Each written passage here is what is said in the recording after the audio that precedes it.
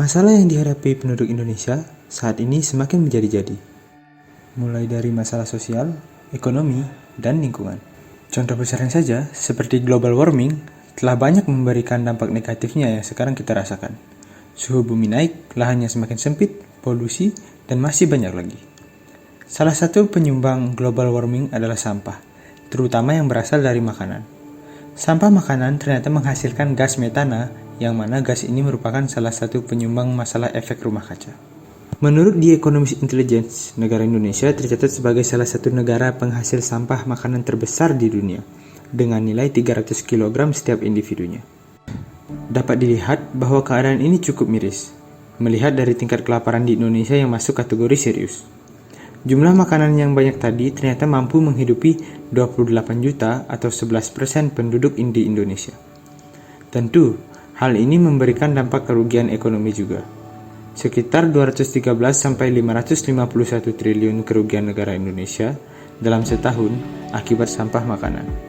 Untuk menangani masalah itu, perkenalkan aplikasi NoWaste hadir untuk membantu restoran dan rumah tangga yang menginginkan efisiensi dalam pengelolaan makanan. Dengan menggunakan machine learning pada aplikasi, NoWaste menawarkan sebuah jalan bagi pengguna dalam mengelola penyimpanan bahan makanan, melihat kebiasaan konsumsi makanan, dan prediksi seberapa perlu kita akan bahan makanan yang biasa dipakai.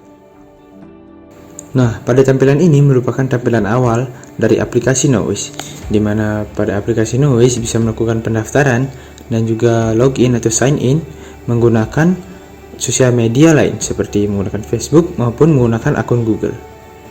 Untuk halaman selanjutnya adalah halaman setelah Anda melakukan login, di mana pada halaman ini dapat terlihat Anda bisa mencari menu dan juga bisa memilih makanan berdasarkan bahan-bahan yang digunakan untuk membuatnya.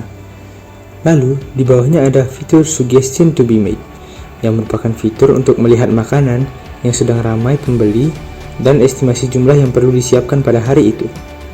Nah, selanjutnya ada fitur Need to buy, yang menjelaskan tentang bahan makanan yang perlu dibeli berdasarkan makanan yang sedang banyak dibeli dan berdasarkan jumlahnya.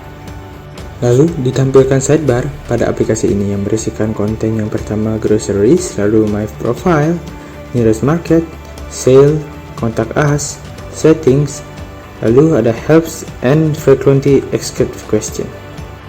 Ada juga fitur utama yang pertama yaitu food suggest, di mana pada page ini berisikan food items dan juga restaurants, di mana pada food items menjelaskan tentang makanan dan juga estimasi untuk dimasak pada hari tersebut berdasarkan nilai-nilai penjualan sebelumnya atau kepopuleran masakan tersebut di penjualan sebelumnya.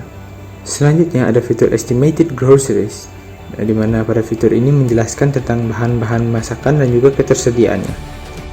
Selanjutnya ada page my ingredients, di mana pada page ini terdiri dari on stock dan juga out of stock, di mana pada on stock terlihat bahan makanan yang masih tersedia dan juga jumlah stoknya, serta tambahan yang diperlukan untuk stok tersebut. Selanjutnya adalah fitur add menu, di mana pada dasarnya fitur ini adalah untuk menambahkan menu atau masakan ke dalam database makanan kita. Lalu ada page yang terakhir yaitu sales chart, di mana pada bagian ini menjelaskan mengenai penjualan dari suatu usaha atau restoran dan juga popularitas dari suatu makanan berdasarkan grafik batang. Dengan aplikasi ini, diharapkan food waste dapat diatasi, karena dengan aplikasi ini dapat manajemen dari mulai makanan yang akan dibuat hingga bahan makanan yang dipasok, sehingga tidak ada makanan yang berlebih dibeli ataupun makanan yang berlebih untuk terbuang. Atasi food waste dengan NoWaste. NoWaste, wasting a little, losing a little.